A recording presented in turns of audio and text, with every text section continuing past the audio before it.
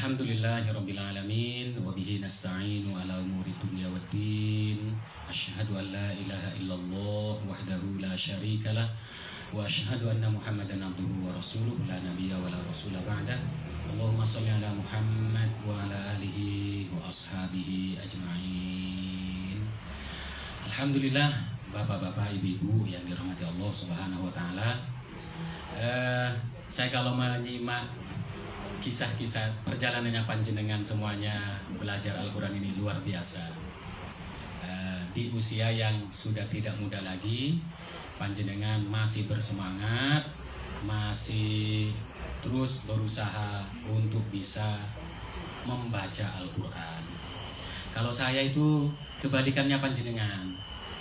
Saya dari kecil memang sudah wajib ngaji, soalnya kalau ndak ngaji cemeti itu langsung mampir di betis. Saya pernah dicemeti oleh bapak saya karena ndak mau ngaji. Masya Allah itu. Jadi ya setiap kita punya perjalanannya. Kalau saya memang dari kecil memang sudah wajib ngaji. Sekolahnya malah 2 kali, pagi sekolah SD, siang itu madin, maghrib itu sudah harus ada di langgar kalau istilah di kampung saya. Kalau terlambat berdiri dari maghrib sampai isya. Habis itu dicubit sama Pak Yai, Masya Allah itu. Itu kalau waktu ketika saya kecil sudah wajib mengaji seperti itu. Makanya kalau malam Jumat, Kamis malam Jumat itu adalah malam yang paling berbahagia. Soalnya libur, nggak ngaji. Seperti itu. Makanya saya tidak kenal dengan istilah TPQ. Kalau sekarang kan istilahnya TPQ atau rumah Quran. Kalau di kami dulu di kampung saya di Madura itu langgar. Langgar. Jadi ibu-ibu sekalian dirahmati Allah Subhanahu wa taala, saya juga terharu sekali, cuman saya tidak biasa menangis di depan banyak orang. Saya kalau nangis biasanya sendirian, malu. Jadi kalau saya terharu itu saya segera pergi ke tempat khusus, nangis saya sudah di situ. Soalnya biar menikmati betul rasa harunya. Ibu-ibu sekalian yang dirahmati Allah, panjenengan itu merupakan figur-figur yang luar biasa sekali. Luar biasa sekali, ya. Apa luar biasanya? Contoh Bumin tadi.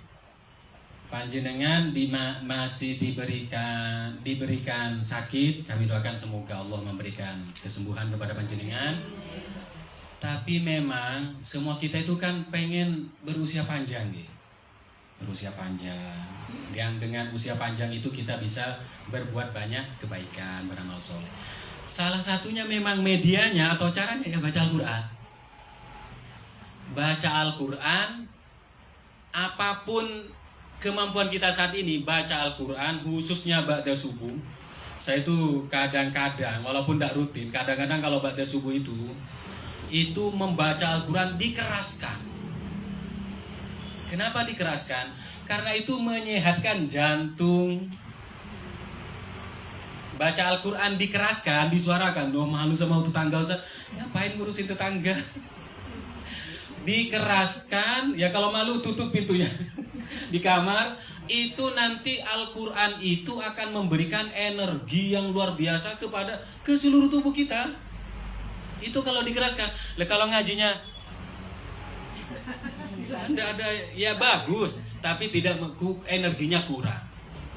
Sehingga orang yang membaca Al-Quran, hampir tidak ada orang yang membaca Al-Quran itu kena penyakit mental. Kalau berkaitan dengan mental, kenapa? Secara fisik dia sudah sehat. Nah kalau belum banyak yang bisa dibaca Pak Ustaz, itu aja diulang-ulang. Kita baca Al-Fatihah saja tidak bosan-bosan. Nah, berapa kali dalam sehari semalam kita baca Al-Fatihah? Minimal 17 kali. 17 kali kita membaca suratul Fatihah. Itu yang manfaat yang paling akan kita rasakan ketika kita membaca Al-Quran bisaut, istilahnya dengan disuarakan, maka itu energi itu beda yang akan kita peroleh setiap pagi. Secara spesial memang setiap pagi. Ba'da subuh itu disempatkan untuk membaca Al-Quran disuarakan. Itu insya Allah energinya akan luar biasa. Termasuk akan memberikan efek awet muda. Beneran ini, bisa panjenengan buktikan sendiri, buktikan nanti ya. Ya walaupun ya kalau berbicara perjalanan usia, Allah memang kita tidak bisa ngerem usia kita, akan terus berjalan, akan terus bergulir karena memang itu adalah perjalanan hidup. Tapi secara energi, secara berkah keberkahan itu Allah akan berikan kepada kita ketika kita membaca Al-Quran disuarakan. Disuarakan. Bahkan ada satu penelitian itu yang memang ketika kita membaca Al-Quran, lidah kita itu akan selalu menyentuh langit-langit di mana itu tidak akan terjadi di selain Al-Quran. Ketika lidah kita itu menyentuh langit-langit kita itu, itulah berbarengan dengan ketukan yang nyambung ke yang nantinya nyambung ke jantung. Dan itu tidak bisa didapatkan dengan nyanyi, tapi didapatkan dengan baca Al-Quran. Saya juga suka nyanyi, Bu. Itu paling suka itu saya Dewa 19. Wah, itu saya kalau sendirian di kamar itu nyanyi juga saya. Kalau lagi istilah anak mudanya sekarang itu gabut gitu ya. Nah, kalau pas saya kecil dulu itu kan yang paling sering denger dangdut itu Rhoma Irama, Evita Mala. Wah, itu seneng saya dulu itu. Soalnya memang mereka dulu itu memang jualan seni, bukan jualan goyangan. Tidak seperti sekarang. Kalau dulu dangdut-dangdut itu kenapa kok sampai sekarang itu masih enak didengar? Mereka murni jualan seni, bukan karena goyangannya enak. Itu sekarang Masya Allah ya, suaranya pas-pasan, goyangannya akhirnya ndak ini ya, bukan seni yang dijual jadinya. Baik, itu ibu-ibu sekalian yang dirahmati Allah Subhanahu wa taala. Jadi apa yang sudah panjenengan jalani, wah itu jalani terus. Itu sudah benar. Itu sudah benar. Nah, kalau Bu siapa tadi yang mualaf, Bu? Bu Ati. Saya itu penggemar Ustadz Felix. Nah, beliau itu kan juga seorang mualaf. Bahkan mungkin beliau malah lebih ahli dari saya. Usianya sama kayak saya. Jadi Ustadz Adi Hidayat, Ustadz Felix, Ustadz Abdul Somad itu usianya mirip saya sekali. Ya Allah, ini kok Ustadz orang ini bisa hebat sekali. Gimana caranya itu? Jadi kalau panjenengan sudah merasa hebat, itu sudah betul. Saya juga kadang di posisi ini saya juga merasa hebat. Tapi di atas orang hebat itu ada orang hebat yang lebih hebat lagi. Suatu ketika saya pernah dikritik secara halus oleh guru saya ketika saya masih mondok. Karena saat itu kalau urusan ilmu agama saya tidak ada saingan, ranking 1 terus saya. Tapi kalau pelajaran umum, Masya Allah, kebalikannya. Itu di rapor saya itu ditulisi sebuah pesan menohok kepada saya yang termaktub di surah kalau tidak keliru surah Nuh. A'udzubillahi minasyaitonirrajim. Wa fawqa kulli dzi ilmin alim. Di atas orang pinter ada orang pinter lagi. Jadi kamu tidak boleh sombong. Jadi, wah, ini Ustaz saya negur saya ini. Nah, karena saat itu satu-satunya santri yang hafal Alfiyah saat itu. Alfiyah itu kitab yang berisi 1000 bait yang berisi mengkaji tentang ilmu gramatika bahasa Arab. Itu memang dulu kan tidak ada program tahfidzul Quran seperti saat ini. Kalau dulu menghafal kitab, nah itu saya tidak diwajibkan, tapi inisiatif sendiri, saking pengennya gimana caranya. Ya gimana caranya. Alhamdulillah saya diberi kesempatan hafal. Sekarang ya tidak hafal, Bu, ngapain hafal lagi. Sehingga santri saya sering bilang, Ustadz bisa hafal kitab, kenapa Al-Quran tidak bisa? Saya itu hanya perlu satu pemantik. Nah ini pemantiknya belum ketemu saya. Belum ketemu. Apa yang bisa membuat saya hafal Al-Quran 30 juz itu? Jadi seperti Bu Ati tadi itu sudah Masya Allah, itu karunia yang luar biasa sekali Allah berikan kepada panjenengan dari Al-Quran ini. Makanya Al-Quran ini terus kita pelajari, terus kita baca. Insya Allah keberkahan, kebaikan itu mulai dari sehat jantungnya, awet muda ya. Kalau bacanya salah-salah, itu juga masih ada pahalanya. Walladzi yata'ata'u fi wa huwa 'alaihi syaq falahu ajroni. Ya, yang masih terbata-bata, masih kesulitan itu mendapatkan 2 pahala. Itu setiap kali panjenengan itu berangkat dari rumah menuju rumah Quran ya, itu panjenengan itu masuk kategori santri. Kalau santri itu berarti apa? Santri itu digambarkan dalam kitab Ta'limul Muta'allim itu malaikat itu memayungi. Cuman kan masalahnya mana Ustaz tidak lihat malaikat mayungi. Ya kita yakini saja malaikat itu memayungi perjalanan kita. Itu.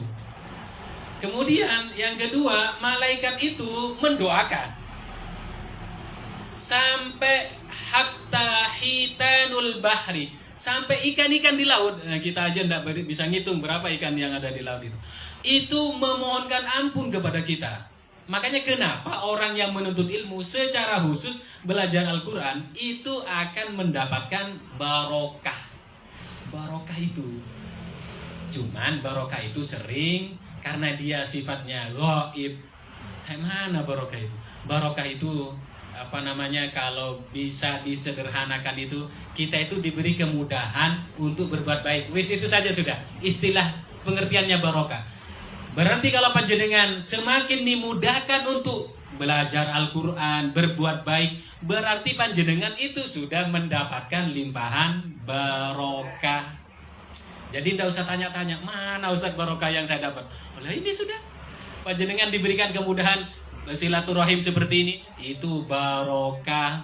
Panjenengan bisa berbuat baik, bisa belajar, itu barokah. Barokah itu lebih spesifiknya gini. Kita kan sama-sama diberi umur. Saya panjenengan diberi umur. Tapi ada orang yang diberi umurnya itu kemudian bermanfaat untuk kebaikan, berbuat baik, beramal soleh. Itu berarti usianya barokah. Ada orang yang usianya tidak digunakan untuk kebaikan, berarti usianya tidak barokah. Ada orang yang diberi harta itu kemudian hartanya digunakan untuk kebaikan, untuk membiayai anak, untuk membantu sesama, maka itu berarti hartanya barokah. Ada orang yang diberi harta tapi dia tidak mengantarkan dia untuk bertambah baik, berbuat baik, berarti hartanya tidak barokah. Sederhana seperti itu mawon. Yang disebut dengan barokah. Jadi ibu-ibu sekalian dirahmati Allah serta bapak-bapak. Terus bapak-bapak yang mengantar apa dan dapat barokah? Oh, justru ada kalau panjenengan membaca 2 surah Al-Kahfi. Al-Kahfi itu bukan hanya sekumpulan pemuda yang tidur di dalam gua. Ada satu figur lagi yang itu hampir tidak pernah diceritakan. Siapa itu? Ashabur Rokim. Yang nulis di batunya itu bahwa di dalam gua itu ada sejumlah pemuda yang tidur. Ashabur Rokim itu. Rokim itu nomor dalam bahasa kita, nomor. Rokmun itu bahasa Arab, bahasa Indonesianya adalah nomor. Jadi ada salah seorang figur tokoh yang menulis di batu itu yang menjelaskan bahwa di dalam gua ini ada sejumlah pemuda yang mencoba menyelamatkan diri. Ditulislah tanggalnya. Makanya disebut dengan Ashabur Rokim. Tapi yang masyhur itu adalah Ashabul Kahfinya. Jadi ibaratnya bapak-bapak ini mirip dengan Ashabur Rokimnya, yang nganter, yang jemput. Masya Allah, itu juga insya Allah akan mendapatkan limpahan barokah. Ibu-ibu sekalian yang dirahmati Allah, tadi kita sama-sama membaca surah Ali Imran. Ayat berapa Bu? 1 133 sampai 136. Nah, hikmah halal bihalalnya. Kalau ini tadi saya malah halal bihalal terus, panjenengan ini sudah halal bihalal terus sebenarnya. Ya, kemarin kami selalu itu ngisi di RRI. Kemudian Rahat kemarin di Gurun. Kemarin ngisi di mana Manis Rejo. Hari ini ternyata tak kira persepsi saya ketika saya diundang oleh Bu Hanafi, wah ini mungkin lanjutan, mungkin acara berapa hari mungkin yang itu yang di mana itu Pak? Di utaranya Sun City itu. Mungkin ini acara kirim doa atau apa. Ternyata bihalal lagi, Masya Allah. Halal bihalal. Ibu-ibu sekalian yang dirahmati Allah, kenapa kita harus halal bihalal? Saya kemarin sudah menjelaskan di masjid. Nah, kebetulan ada Bu Hanafi juga. Jadi panjenengan kalau di hadis-hadis yang sering kita simak, orang yang rajin halal bihalal itu satu, berkah rizkinya. Buktinya apa? Makan-makan. Jadi berasnya panjenengan itu diberikan, atau makanan yang ada di rumah panjenengan itu dinikmati oleh banyak orang, sahabat kita, tetangga kita, tamu-tamu kita, rekanan kita, itu dinikmati oleh semuanya. Nah, kemudian dipanjangkan usianya. Sakjane gimana caranya panjang usianya? Masa bertemu cuman panjang usia? Makanya kemarin tak kasih ilmunya. Nah, ini sudah dikasih belum ilmunya Bu ke ibu-ibu ini? Oh belum, Masya Allah. Tak kasih ilmunya sekarang ini.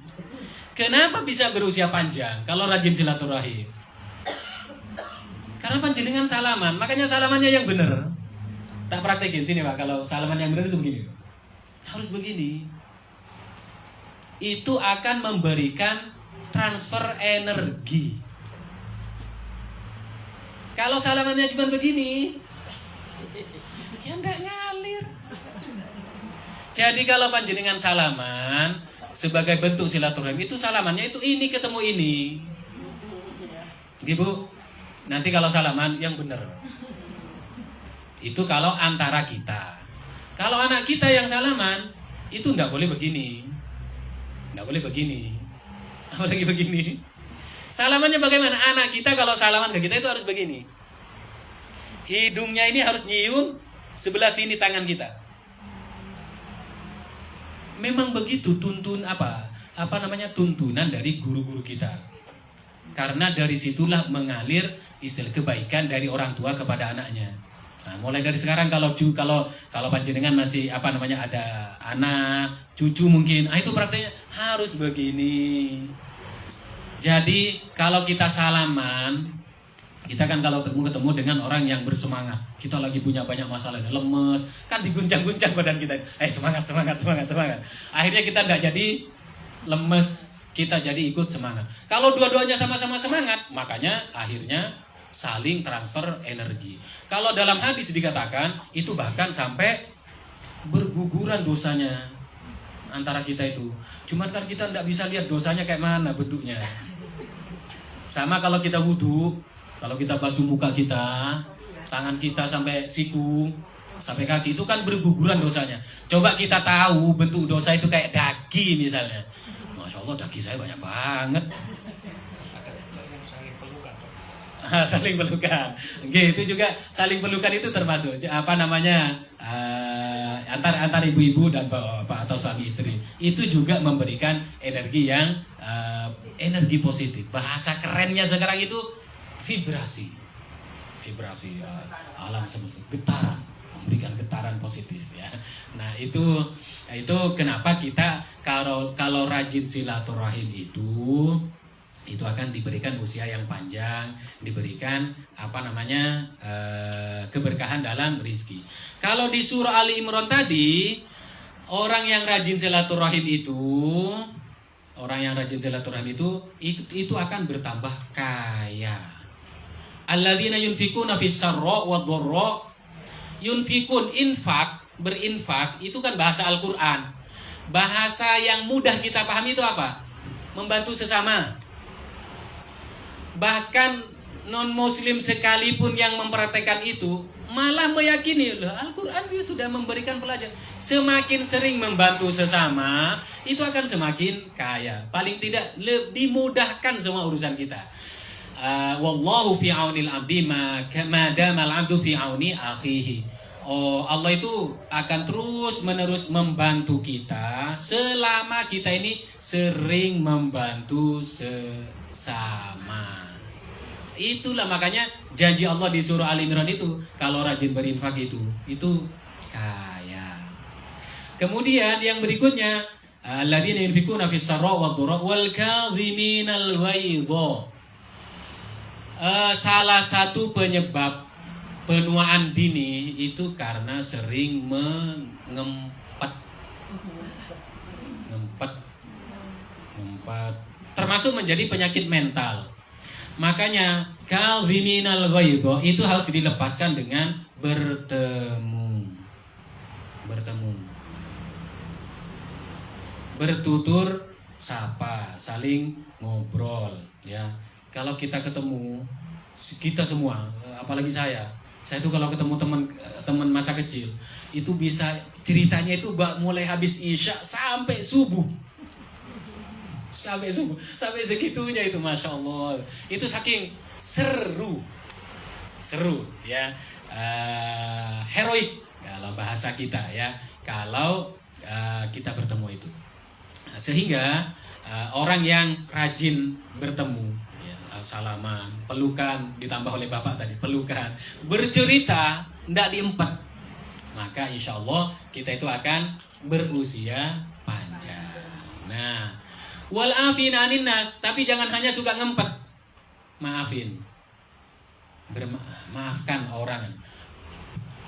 Ustadz hanya bisa ngomong tuh, serius ini berat memang. Memaafkan orang yang berbuat salah kepada kita itu berat, asli. Makanya dijadikan cirinya orang yang bertakwa.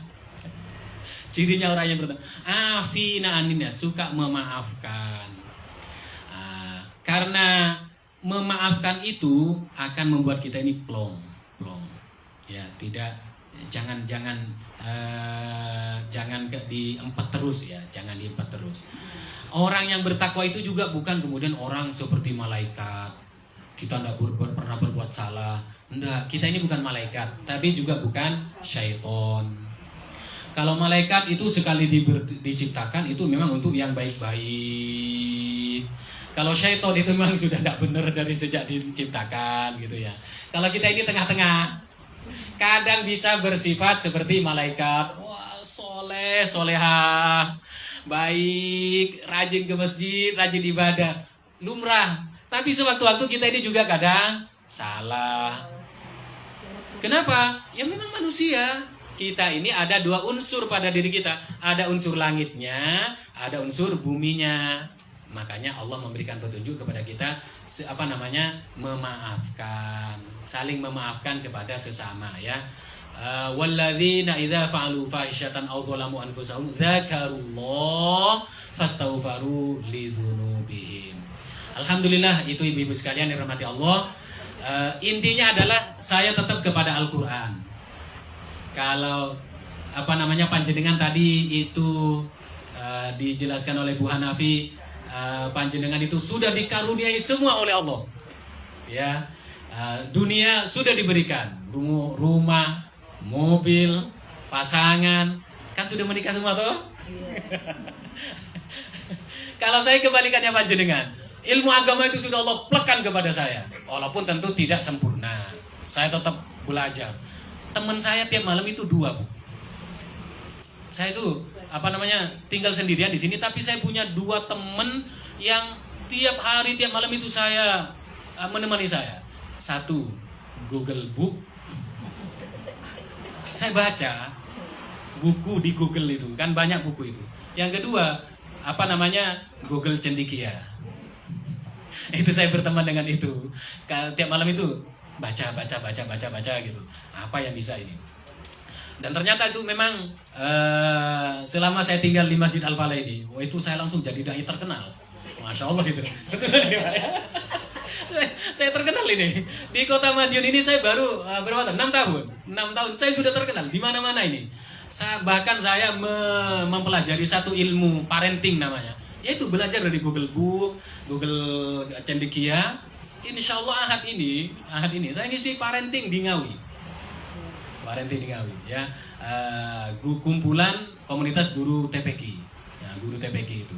Makanya kemudian saya tulis di profil media sosial saya itu seorang guru, saya seorang penulis, saya seorang dai, saya seorang trainer. Masya Allah gitu. Karena itu. Jadi kalau panjenengan sudah diberikan semuanya, Allah juga sudah memberikan itu kepada saya, tapi beda. Saya masih berjuang. Jadi kalau panjenengan sudah punya mobil, saya belum.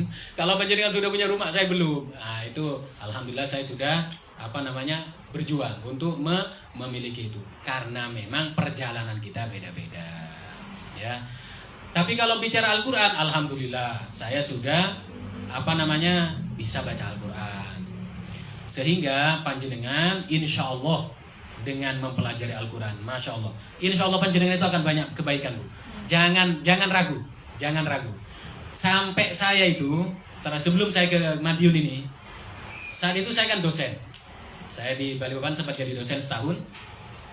Itu sebenarnya ada 2 kitab. Yang kitab itu sebenarnya kalau di tradisi NU itu dipelajari oleh anak MI, SD lah.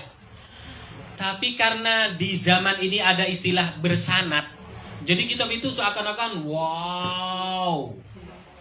Saat itu saya ingin menguji kemampuan apa otak saya masih encer atau enggak. Sehingga saya bikin perjanjian dengan istri. Mi, jangan ganggu Abi selama 10 hari ini. Abi mau menghafal 2 kitab dalam 10 hari. 2 kitab. Masya Allah, bener, bisa. Makanya padahal usia saya juga sudah tidak muda. Saingan saya saat itu siapa? Mahasiswa dan mahasiswi. Insya Allah panjenengan selama masih ada niat, masih punya semangat, insya Allah semuanya akan dimudahkan. Dari dimudahkan itu Allah akan memberikan barokah. Kemudian saya menghafal kitab itu dalam 10 hari. Satu kitab namanya Tuhfatul Atfal itu berjumlah 67 bait. Kemudian satunya itu Jazariyah itu berjumlah 107 bait. Itu dalam 10 hari dan diuji. Masya Allah itu. Allah mengkaruniakan kepada saya seperti itu. Panjenengan juga diberikan karunia dan itu harus disyukuri. Banyak yang seusia panjenengan ini belum Allah beri kesempatan untuk belajar Al-Quran. Karena panjenengan sudah dapat hidayah itu, panjenengan juga punya tanggung jawab moral ngajak. Jadi kalau panjenengan sudah bisa baca Al-Quran, panjenengan berkewajiban untuk ngajak. Kalau yang diajak tidak mau, Ustaz, ya sudah selesai, tidak usah dipaksa. Karena kewajiban kita hanya ngajakin saja, ya. Itu ibu-ibu sekalian yang dirahmati Allah Subhanahu wa taala. Semoga tetap semangat, ya. Semoga tetap terjaga niatnya untuk bisa membaca Al-Quran. Karena Al-Quran itu samudra yang semakin diselami itu akan semakin kita mendapatkan banyak berlian. Bisa dibuktikan, ya. Kalau orang belum tahu, memang belum tahu.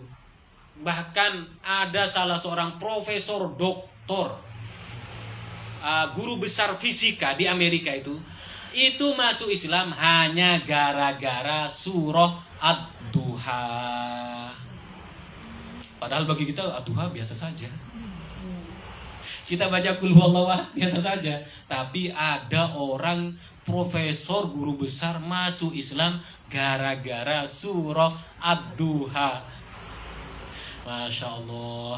Benar-benar kehidupan ini adalah karunia dari Allah, sehingga kehidupan ini harus banyak-banyak kita syukuri, harus banyak-banyak kita sebarkan kebaikan, dan insya Allah Allah pun akan banyak melimpahkan kebaikan lagi kepada kita semuanya. Amin ya Rabbal Alamin.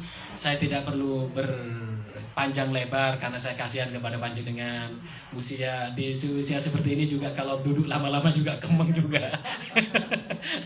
Kalau Bu Min tadi kena saraf kejepit, saya juga beberapa bulan yang lalu kena saraf kejepit, Bu. Masya Allah, sakitnya luar biasa. Ya benar-benar tersiksa gitu. Tapi alhamdulillah saya diterapi oleh teman saya dan langsung normal karena saya masih ya cukup muda dah dalam pandangannya panjenengan. Padahal anak saya sudah 3. Anak saya sudah 3. Ya Allah, anak saya sudah kelas 1 SMK. Ada Pak Takmir itu tidak percaya. Masa anaknya sudah 1 loh? Emang berarti Ustaz nikah muda? Iya, saya nikah muda. Ya, saya nikah usia 23. Istri saya usianya 16. Ini kalau ini saya live ini, kalau istri saya lihat ini wah bisa ketawa dia. Habis nikah itu langsung saya bawa ke Balikpapan. Kerjaannya tiap hari nangis, pengen pulang. Kira-kira kayak mana perjuangannya itu Pak? Usia 16 sudah saya nikahin ya. Saya nikahin, lahirlah anak yang pertama itu usia 17 ya. Masya Allah. Itu perjalanan hidup saya sama istri ya. Baik ibu-ibu sekalian, bapak-bapak, monggo kita sama-sama berdoa semoga apa yang menjadi hajat kita, niat kita, motivasi kita, dan semua kebaikan-kebaikan yang kita hajatkan dalam kehidupan ini Allah berikan kemudahan, Allah berikan keberkahan, Allah berikan ridhonya dan rahmatnya sehingga kita semuanya mendapatkan limpahan yang lebih banyak lagi dalam kehidupan ini. A'udzubillahi minasyaitonirrajim. Bismillahirrahmanirrahim. Allahumma shalli ala sayyidina Muhammad wa ala ali sayyidina Muhammad kama shallaita ala sayyidina Ibrahim wa ala ali sayyidina Ibrahim wa barik ala sayyidina Muhammad wa ala ali sayyidina Muhammad walhamdulillahi rabbil alamin.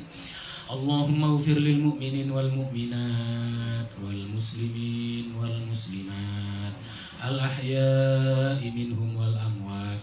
Allahumma ighfir lana wa liwalidina warhamhum kama rabbawna shighara. Allahumma ighfir lana wa li abaina wa ummahatina wa ajdadina wa jaddatina wa ammina wa ammatina wa khalina wa khalatina wa masyayikhina wa asatidatina wa tullabina wa talibatina wa muallimina al-ahya'i minhum wal amwat. Allahumma ufir lahum warhamhum wa'afihim wa'afu anhum wa akrim nuzulahum wa wasi' madkhalahum waj'alil jannata ma'wahum birahmatika ya arhamar rahimin. Allahumma sahhil wa yassir wa barik umurana umurad dunya wad din wal akhirah.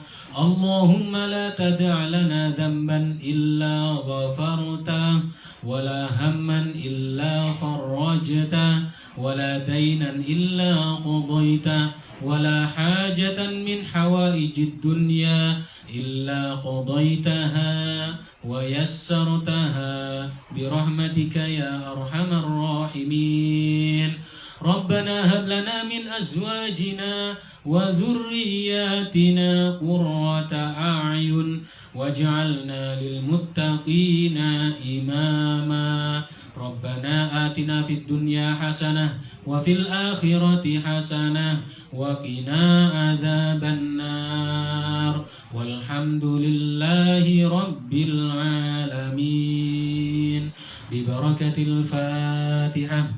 A'udzu billahi minasyaitonir rajim. Bismillahirrahmanirrahim. Alhamdulillahi rabbil alamin.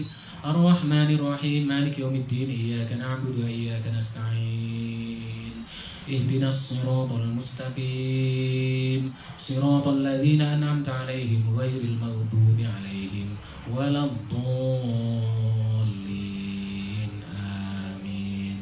Demikian yang bisa kami sampaikan. Mohon maaf jika ada yang kurang berkenan. Dan Allah wa iyyakum ajma'in. Assalamualaikum warahmatullahi wabarakatuh.